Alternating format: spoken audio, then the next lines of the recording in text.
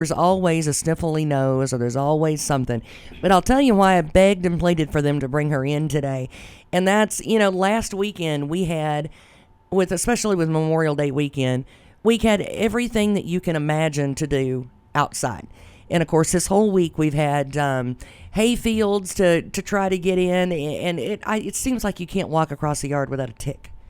And you can't walk 5 feet in the woods without poison ivy or poison oak on you. And this year just seems to be bad for that. For whatever reason, already we're at the beginning of summer, and I can't tell you how many ticks that I have found. And it's not just on the people in my family. It's always, the animals and the people and that sort of thing. And I have heard, and I'm sure everybody else has heard, 12 million different ways that we're supposed to take the ticks off of us. But what's that saying? There's my opinion and your opinion, and then there's the truth somewhere in there. So you tell us the truth, because you actually know what you're doing. Okay, over the last 11 years, I've done school health. Oh, well, see. And I have tried every way in the world that I've heard to try to get the tick out efficiently, to get the head out and get the body off. Right. There's different ways I've heard you can put chapstick on them and they'll come off on it. Really? I've also used liquid soap on them. That works, but it takes a little bit of time.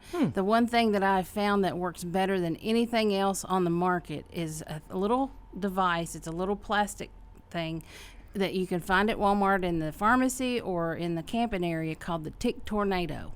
And it looks like you're trying to pull a nail out, a pry bar, kind of, but it's itty bitty. It's about 1.5 inches long, and you put that under the tick and you twist it in a circle like a tornado, and the tick just lets go.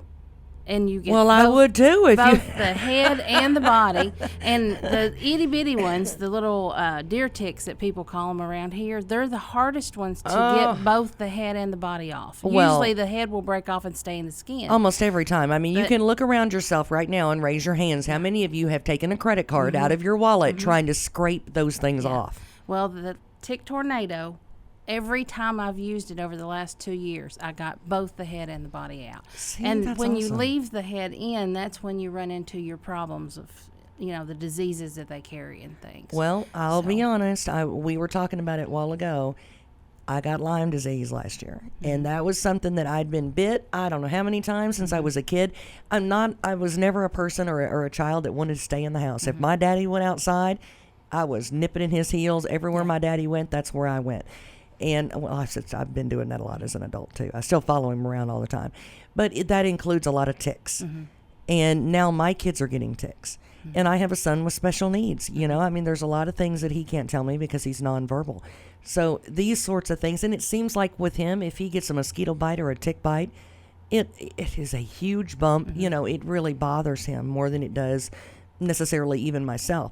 But they itch. And they're horrible, and you can't get them off, and you never know. Like, are there warning signs as far as, I know that we need to look out for the bullseye, right, and that sort of thing. Right. So, are they supposed to be painful? Because some of them are painful, and some of them are itchy. I mean, is that normal? They vary from person to person and how that person reacts to the insect bite. Oh. The most important thing, though, is to get out the complete critter. Right. And a lot of times the head does not come off whenever people pull it off. The other thing is like, especially with the dog ticks, when they squeeze those to pull them off, that makes the tick explode. Well, it forces stuff back into the skin. I'm trying to think of a very nice, politically correct way at breakfast time not to say they're, I didn't think about that. I don't know that there's a nice way to say that. So you don't want to squeeze them real hard either. You want, and that's that little device I was talking about. It prevents that from happening. And they said, I know I've heard, if you can get the quicker that you can get them off, yes, the less likely you are, yes, to get these certain things, meat allergies, and all these other things. And that's a new thing that's come out. It's called alpha-gal, and it's bad. I mean, you can't eat red meat anymore. And I can't imagine that. You get diagnosed with that is you have to go through allergy testing to see that that's what's going on. But it all comes from a tick bite. So when you get a tick bite, the important thing is to get the whole critter off, but then also take time to mix together a little bit of plain over-the-counter hydrocortisone and Neosporin. Okay. Equal amounts. If it's 1 drop of one, put 1 drop of the other, and mix that together. All right, and put remind that me, on the what'd bite. you say again? What are the two? Hydrocortisone over the counter. Just go to Walmart, dollar store, wherever, and pick it up. And Neosporin, some type of triple antibiotic. Just mix them together. Mix them together and put them on that bite. It's going to help the itching, but it's also going to take care of the germs that insects carry. They have their own unique brand of germ. And then, if that doesn't take care of it and it starts to fester or get red, inflamed, painful, then you need to seek care from your provider. Where have you been? In school health. That is the best I have never heard in my life. I love that. Neosporin and hydrocortisone. Mm-hmm. Now, I've got both in my cabinet. Yeah. Never thought about putting them together. Right. And that does come from you dealing with children, I guarantee it. It's something that I've discovered myself over the years of doing what I was doing that I found worked really well.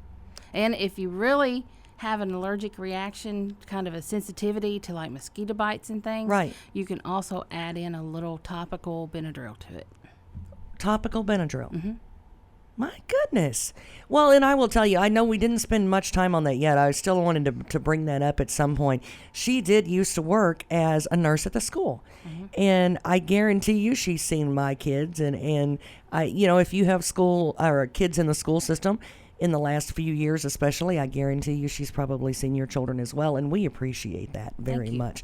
But I do think that gives you a unique perspective way of looking at it too. I mean, because those kids, when they come in, we were talking about it a while ago, there's a lot of different, it's different. It's not just the same thing. At school when they come in, it could be maybe they just don't want to go to class, You never know. And I've got one that probably hit the nurse's office because he didn't want to go. I'm sorry, CJ, because he didn't want to go to class. I think all of them do it at one time or another. But that's also where you've got to learn the pediatric medication and what to give them and what not to give them. Mm-hmm. And as a mom, that's confusing. At what age do they start taking big boy, medication instead of children's? And when do you make that switch? And what is okay for them? And when do you use Benadryl? I mean, all of those things are great questions to ask when they come and see you, because you have got the answers to those.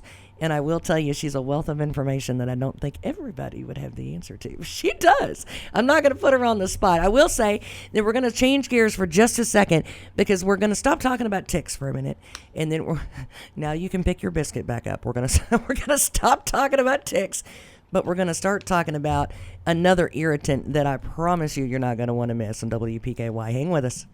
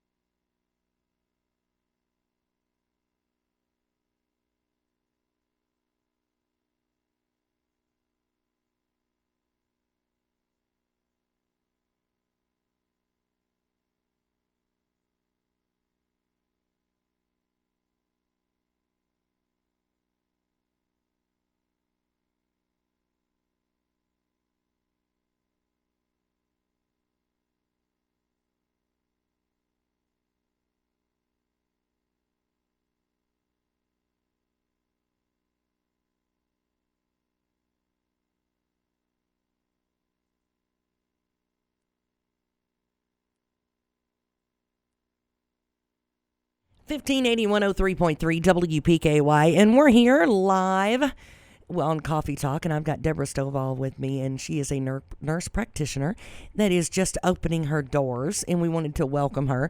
But, you know, it's kind of for selfish reasons, because, yes, I wanted to, A, welcome her, but B, I wanted to bend her ear on everything I possibly could, because you know how it is when you've got an expert, you know, and someone that knows what they're talking about, and you've actually got them cornered for a couple of minutes. You don't want to let them leave without asking them some of the things that you want to know about. And this morning, of course, we're kind of focusing on outdoor irritants and some things that can be really serious. We were talking about ticks a few minutes ago, and that's one of the things I don't think I stressed. Well, I mean, there's other things that you can get other than just Lyme, and Lyme is bad enough, you know, with the Lone Star or leishmaniasis. I mean, there's other diseases that can be really life-threatening if you don't take care of them. So not only get the tick out, go see the doctor. You know, let's go see the nurse practitioner. Let's go get this thing taken care of. And you know who you are. If it's really, really red and it's got infected or it doesn't look like the head's out, they won't make you feel bad for coming in and asking for advice. The only, my daddy always told me, the only dumb question is the one that you do not ask. And if that's... I agree. And the thing is, sometimes the tick bite will not get irritated or bothered. Right. But then a few weeks later, the person begins to be lethargic or tired more than normally, or maybe their glands are swollen. They need an antibiotic to prevent what's going on with them because of the tick-borne diseases that they pack around. Well, I know a lot of people, I would not have been able to tell you that Lyme disease was something you can get rid of until I had it. You know, you go, hey, it is bad. If you don't, it can be very uncomfortable, absolutely very uncomfortable, but it is treatable. And I guarantee you've probably already taken the antibiotic at least once in your life. It's a fairly common antibiotic, and you can take it and you can get over it. Most people do, and it'll be fine. Even the alpha-gal that is new, that's kind of, we're becoming more aware of it, they're coming up with different treatments for that, even though it's an allergy type thing that you develop over red meat. Wow. I've heard of different things that are being worked with right now that might even treat that condition. But yes, definitely Rocky Mountain spotted fever and Lyme's disease are both very treatable, and a lot of times you don't know you have it, and you don't know what you don't know. Well, so and people will say, Rocky Mountain spotted fever, you can't get that here. Oh, yes, you can. And people have in the last year. Frequently, more people have it than you realize. Right. And probably that they realize. There's probably people walking around that have no clue. Right. And it's a simple test. It's a blood test. You send it off, and it'll tell if it's reactive. And in the meantime, you're treated. And normally, by the time it comes back, you're already being treated and feeling better. If you're thinking that maybe, you know, because you had that tick that was on there for a couple of days and you're not feeling the same and you've got some symptoms going on, don't just sit there and worry about it. Go get it checked out. Now, the other thing that we were talking about is poison ivy, poison oak, poison sumac. Right. Those are I will plug him. That's okay. Mr. Bogle was in here from the extension office the other day. We're seeing a resurgence of hemlock and a lot of things in our fields, weeds that are poisonous, you know, and are very irritating to the skin if you rub up against them. Some of them can be deadly. And there's a resurgence of some of these that we haven't seen in a long time all of a sudden in our fields. And you know, it's hay time. We're sweating and we're rubbing this stuff on us, and we're, with these storms, we've always got a tree on a fence. We've always got something that we're fixing in the woods, so we get into the poison ivy and the poison oak. And that's something in my household that we are very, very allergic to. I have people tell me quite often, I haven't been around poison ivy, or I haven't been around poison oak, etc. You don't have to be. It's airborne. The pollen gets in the air. It settles, especially in the school system. I saw the kids, they would, you know, when you go outside and you see the yellow film across the hood of your car. Right. That's pollen. Poison ivy and poison oak both pollinate. So it is out there. It's in the air. So you do not have to brush up against the plant. All you have to do is brush up against the pollen, which has the uracil in it, which is the active ingredient that causes the allergy. And bam, you've got poison ivy. I didn't think about that. Yes.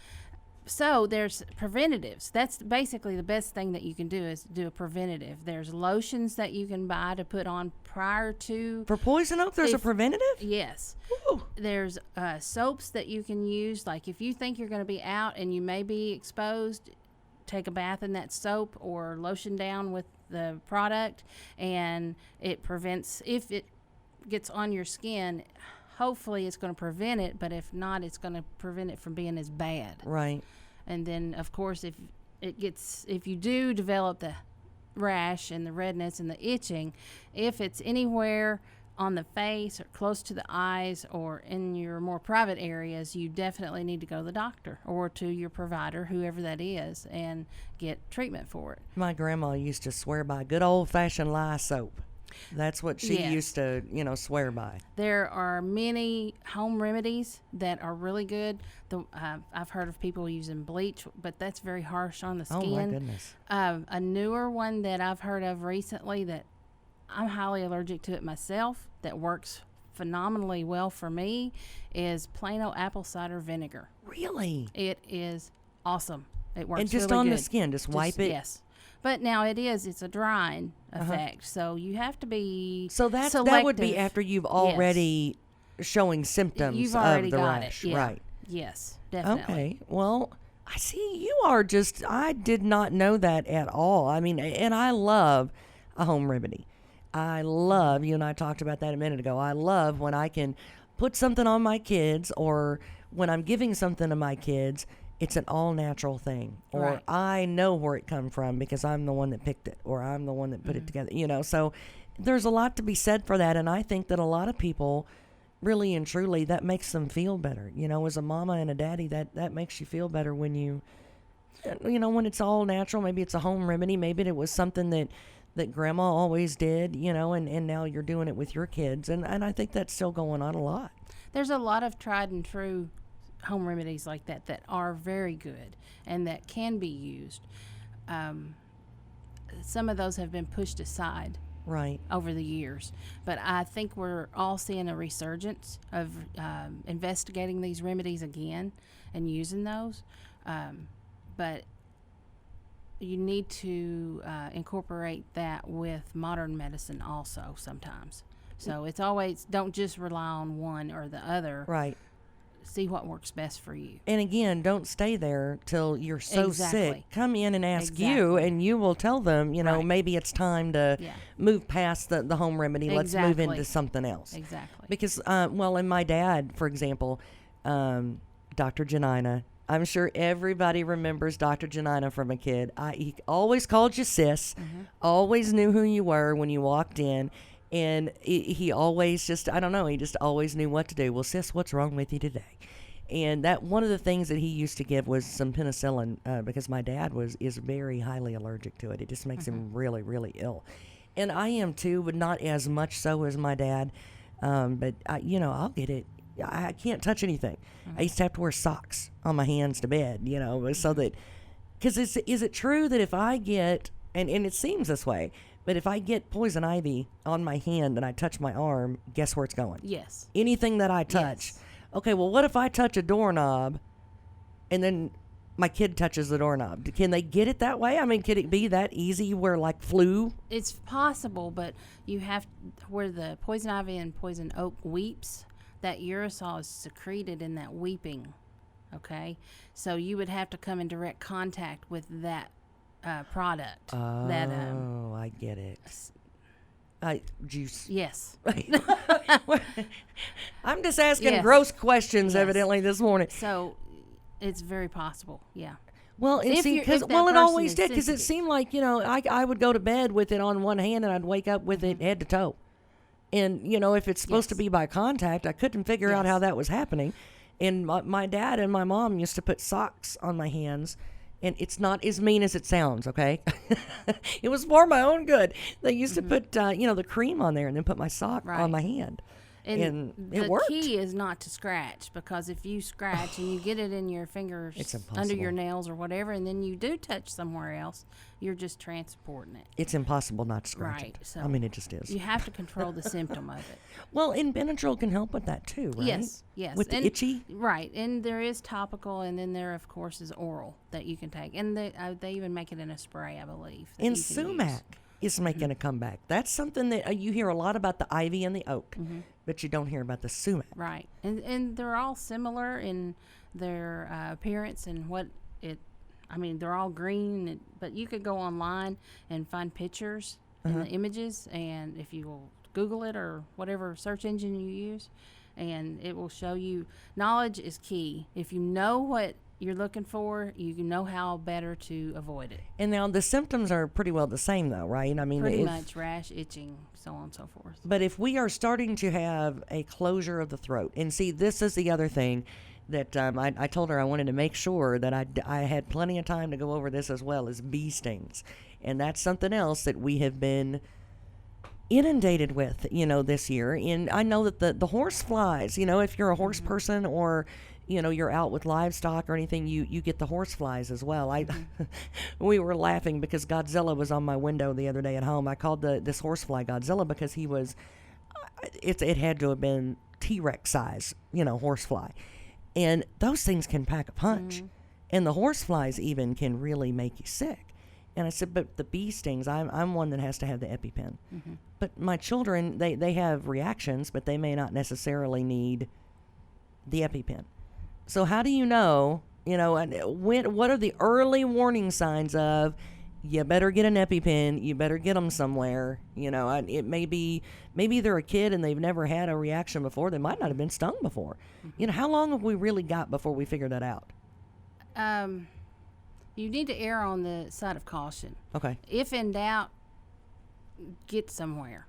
If Okay. there's any doubt whatsoever in your mind that, my mom and dad are both allergic, my brother's allergic, so on and so forth, if you have a strong positive family history for allergies to it, if you have someone else in the family who gets stung, they need to be very aware and monitor that person. So this can be hereditary. Yes and no. Everybody's going to have their own brand of allergy reaction. right. Okay. So, but it predisposes you, sort of. Okay. It's more likely to happen that way. Well, and a lot of us live out in the middle of nowhere. I mean, I Right. do. It takes me a minute to get to town. Yeah. And if it takes me a minute to get to town, it's going to take an ambulance a minute to get to me. Right. So, in between the time, is this something that, I'm going to see a enormous reaction in 30 seconds? Or have I got a minute or two? With some people, yes. It depends on how sensitive they are to it. Okay. Most of those people, though, are already going to be packing an EpiPen with them. Right. And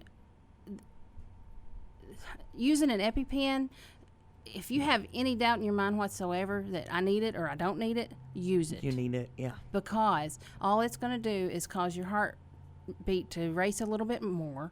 It's not going to knock you out or anything. If you have any doubt at all that you need it, then use it. When in doubt, get it out. And always too, when the EpiPens are prescribed, you get a 2-pack.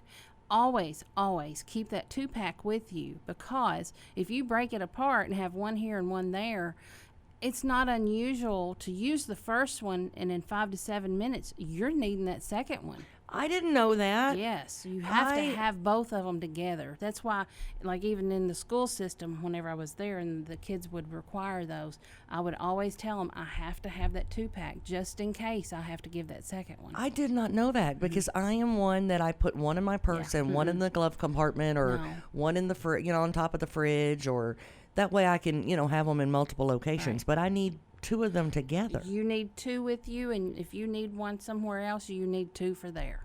And so if somebody's it's 2 separate prescriptions. had a reaction and you're having to give that shot, yes, you need it that very second well. one. If they don't, if it starts coming back on them Yes. 5 to 7 minutes Yes. before, and there's no help there, you can give them the second.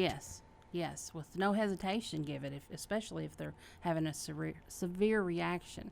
Well, and I'll Some be of the- honest, I wouldn't know that, and I have, I'm one that carries an EpiPen. Yeah, well, the severe reaction would be throat closure. Right.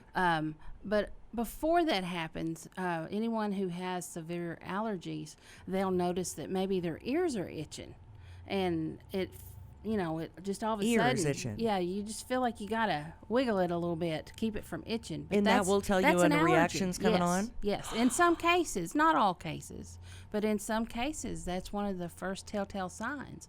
Flushing of the skin is another one, and then of course the itching and the tightness in the throat. I'm going to have to pull my jaw up off the ground. I've learned some Yeah. stuff this morning. I really have. The other thing that we were talking about, now she's going to tell you something that's going to make your jaw drop here in just a minute, because I never thought about this either. So, snake bites. Yes. Last week, I know my dad had 2 big king snakes in his yard within 5 minutes of each other. It's not just the poisonous snakes. The non-poisonous snakes are all over the place. And there's some germy little boogers. Or big boogers. It depends. It depends on how big that snake is. I mean, when they bite you, it's like a dog bite. They can give you germs even though they're not poisonous, right? Mm-hmm. And that's something that we need to keep clean, and maybe an antibacterial.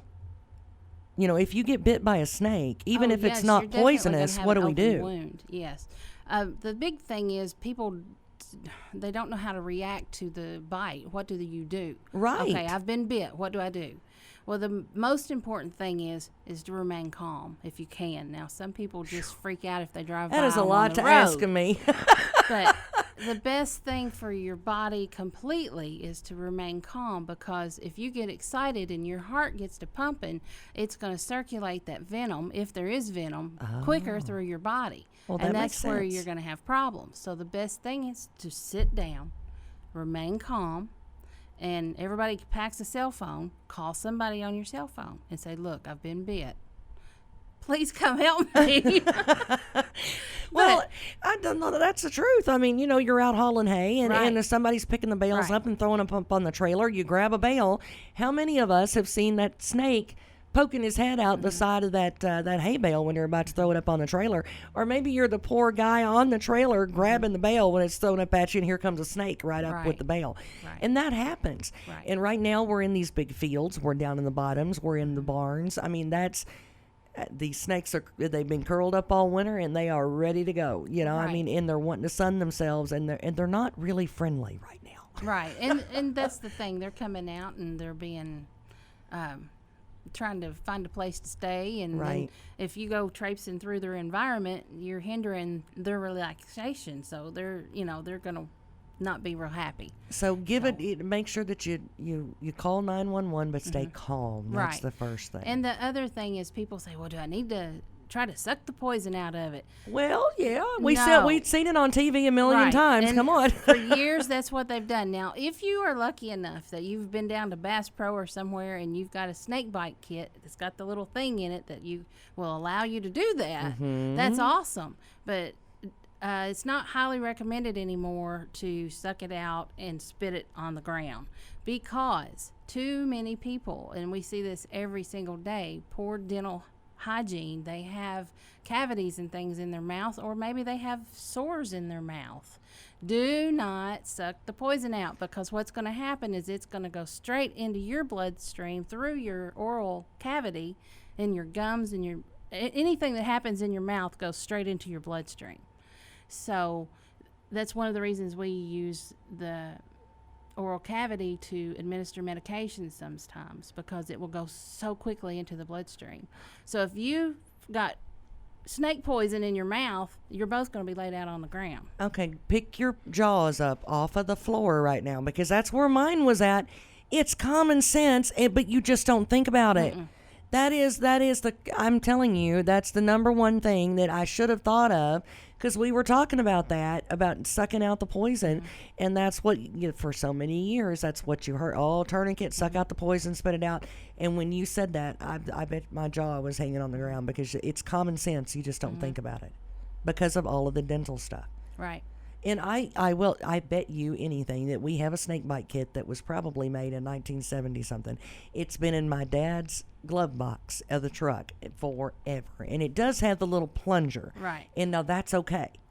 You're probably, saying if you have Or since should we just leave 1970, it go alone? get you a new one. Well, yeah, I guess at this point we probably ought to get it. Dad, A good excuse to go to Bass Pro or somewhere. Papa, let's go get a new snake bite kit. But is it worth it, or should we just leave that alone? The whole sucking it out, even with the plunger. The best thing is to get help quickly. Because if we don't know what we're Because you doing, we may- could really hurt yeah, somebody, it may right? not have been a venomous snake. It may have just been a snake that does bite, but it's not injecting actual venom into you. So leave And it so up to now the I've made a wound professionals. worse. Right, exactly. And so go see the professionals who can tell you, okay, we're going to watch it. It's not causing any cardiac arrhythmias or any Right. problems.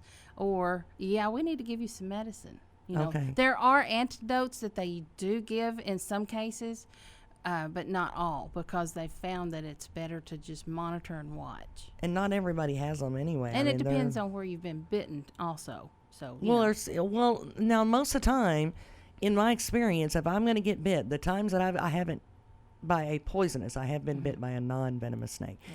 But the times that I've either gotten bitten or gotten close to getting bitten, it was around my feet or Right. my hands. right. There's You know, other it's things. when you're bent over picking something up, so it's right there at the face Right. and the hands, or the feet and the legs below the knee. There's other conditions that can be more pressing to watch and monitor than just the fact that you were bitten. If depending on the germ that the snake has Right. on him or that's carrying, or if it is venomous, there's other issues that have to be looked at. So it's always better to again err on the side of caution and go seek medical help. Yeah, because I'll be honest. I mean, 9 times out of 10, if something bites me like that, I'm probably not going to sit there and hang around and talk to him and ask him, what Exactly. kind he is. Right. And some of them, unless it's a rattlesnake, I mean, they'll shake their rattle at you, I guess. So it's kind of obvious give what you a they are. warning. But yeah, other than that, some of them can really fool you with the colors, and depending on the environment that they're in, what color they turn or what color they are. Maybe they're a baby, maybe they're bigger. So, I mean, it kind of depends. It would be up in the air most of the time. And really and truly, unless they bring the snake with them or take a picture of it, the medical Right. professionals really don't. I mean, they're Exactly. kind of guessing, too, whether or not Exactly. you know what kind of snake it was. Right.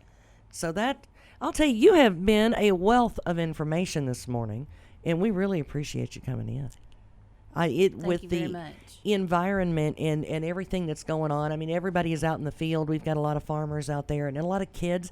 My son is hauling hay for the first time this year, so he's going to get to be in the middle of that again. And all of us are out there in one way or another. Maybe it's a trail, a trail that we're hiking down over at Pennarile, or maybe we're just out on the boat and we get bit by the spiders and the snakes and the all of the things that can get you out there. But it's nice to know and remind us what that was again. That was hydrocortisone and Neosporin mixed together. Some type of topical antibiotic ointment. What does that take care of?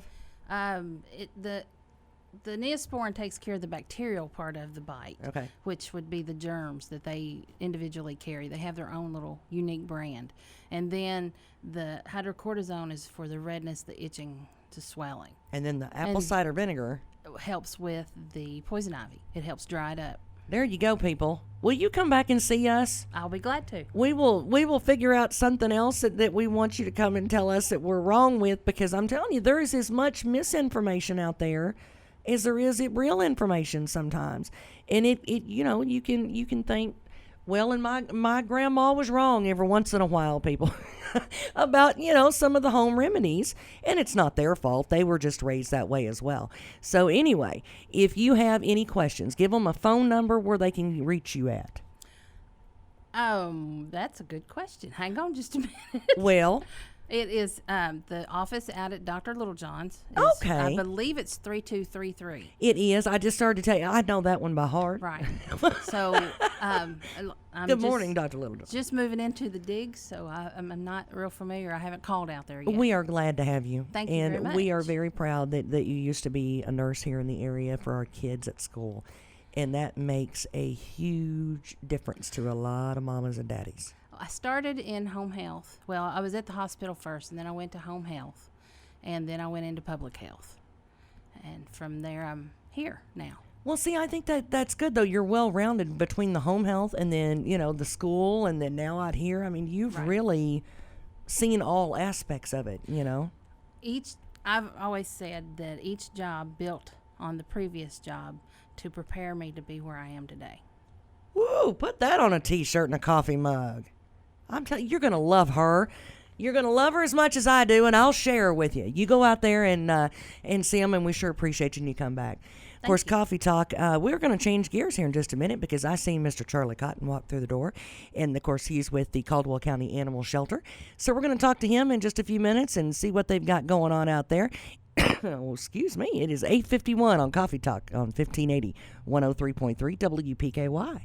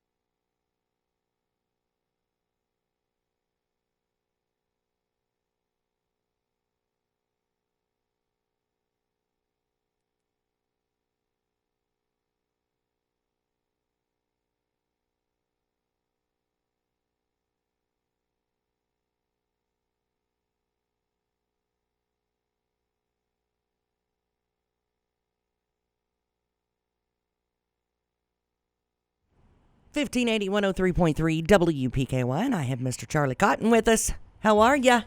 I'm great. How about you? I'm good, and you're from the Caldwell County Animal Shelter, in case they didn't know. I can't That's believe they didn't know where you were from, but in case you didn't, Oh, well, I try to stay, inconspicuous at times. So. you are the most least inconspicuous person ever. Oh, I don't know if that's good or not.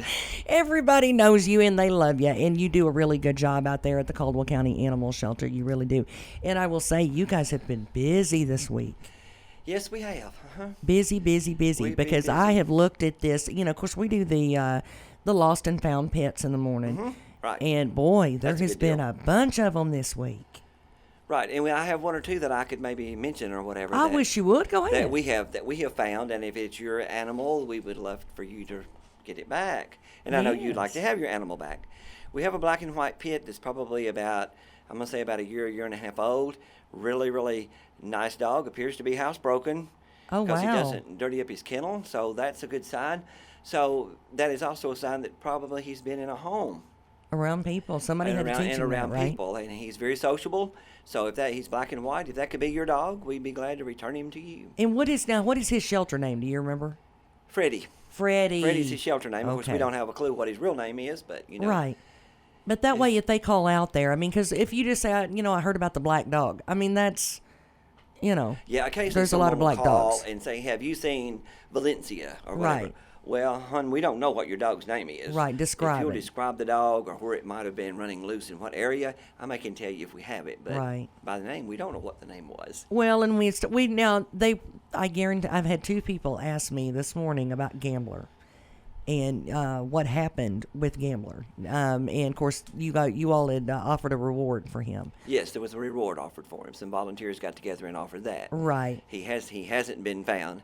He's a little bit timid and shy. We hope that nothing bad happened to him. We hope that someone found him, and obviously they didn't want to return him. Well, But anyway, Bless his heart. Hopefully- We're hoping that it all worked out well, but That's they right. haven't found Gambler. So continue to keep your eyeballs out, your and, eyes if open. you Far as I see know, that the pretty reward's thing. still there. So Now he's a red. For those who haven't heard about him, he's like a red and blue he was like healer.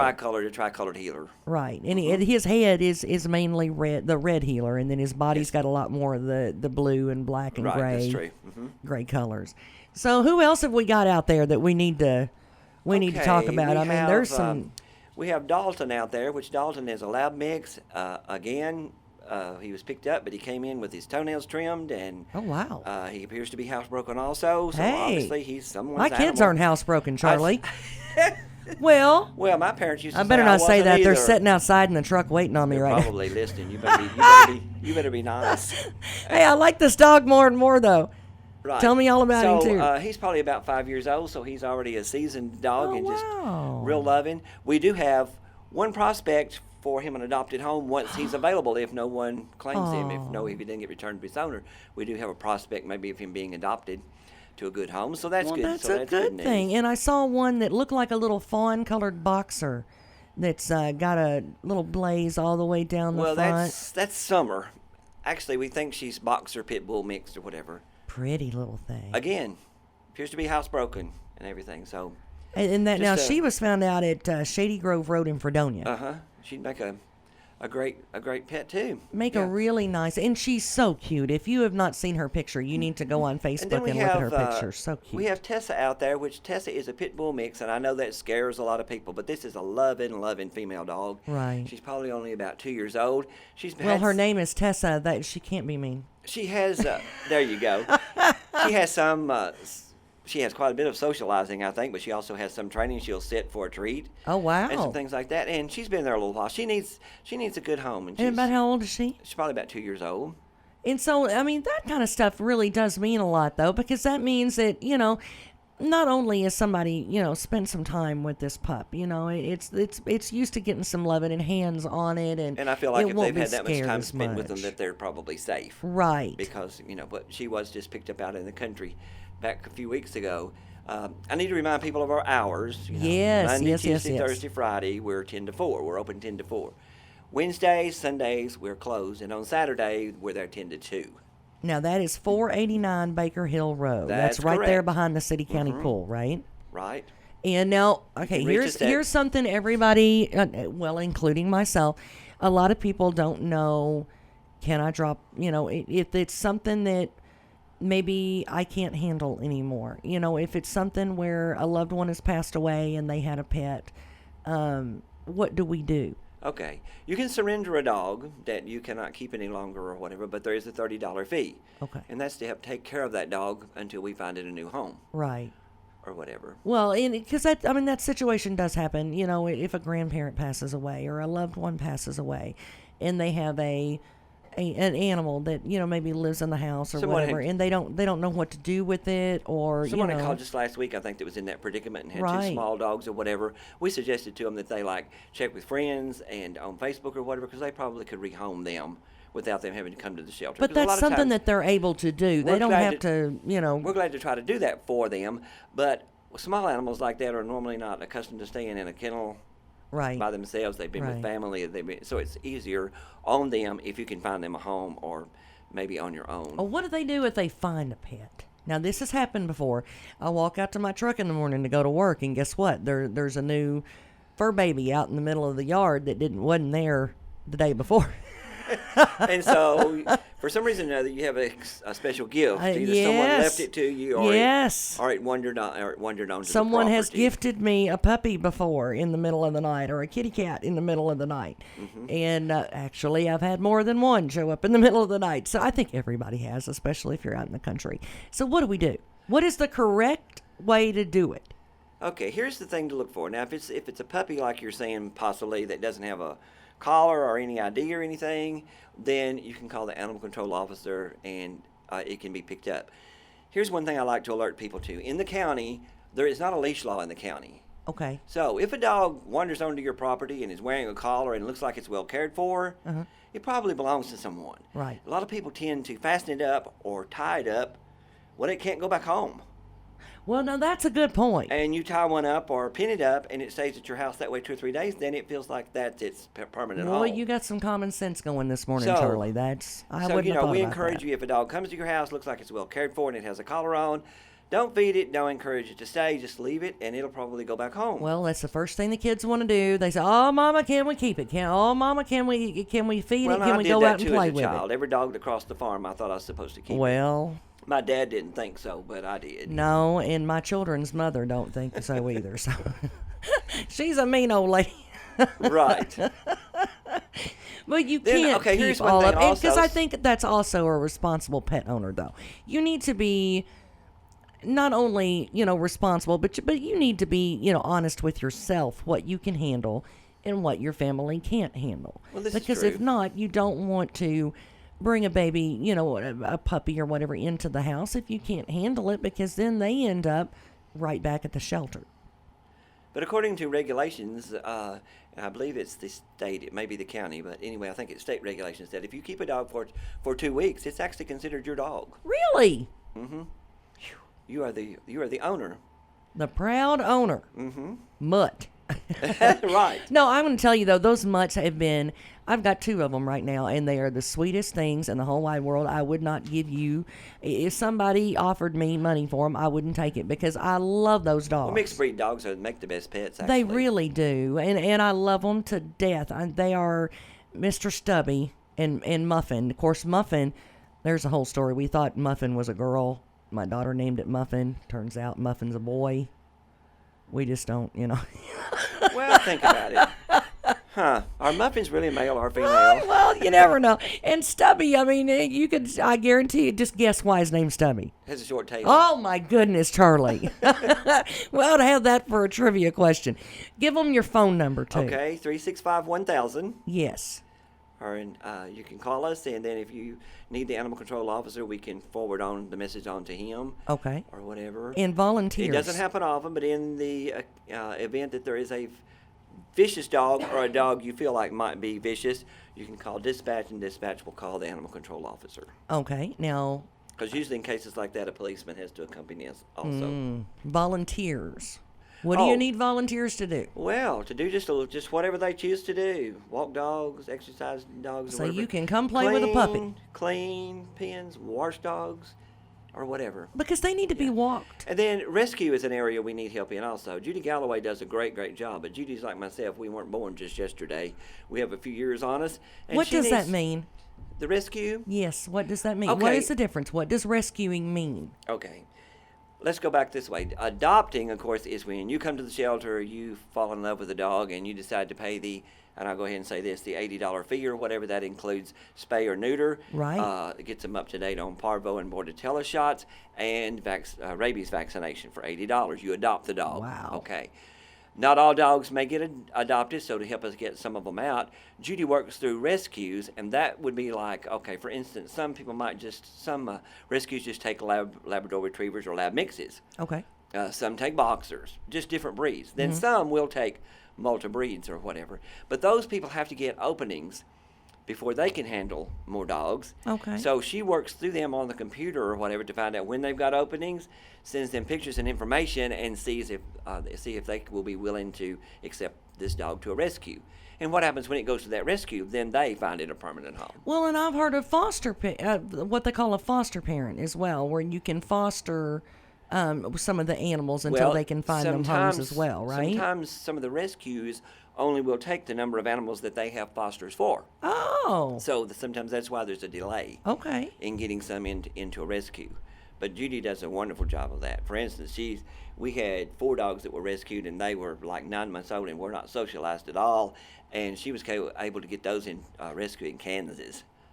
And now what they So- do is now they'll socialize them They'll socialize where they them can go and find new through homes. a foster and find them a home, find them a permanent I think home. that's wonderful. So give them your phone number and where you are and your hours again, so that if they want to bring you dog food, they want to walk the dogs, they want to bring them a treat while they're at it, they want to thank Mr. Charlie Cotton and tell him how wonderful you are and thank you for your volunteering. Tell them where to find you at so they can do that. Okay, we're at 489 Baker Hill Road. Phone number is 365-1000. And our hours are Monday, Tuesday, Thursday, Friday, 10 to 4, closed on Wednesday and Sunday, and we're there on Saturday from 10 to 2. And now I will tell you, every single day, WPKY, during the morning show, we do something during the 6 a.m. hour with lost and found pets every morning. So make sure, you let the Caldwell County Animal Shelter know that if you find a pet or if you've lost a pet, make sure that they're your first phone call when you've lost a pet, because sometimes even if the pet is not there, they may have heard about it, or somebody may have told them they saw it. That's right. Found this particular animal. And then you can also send us a message to WPKYonline.com. And of course, we want to thank him for coming, because that's our pet of the week.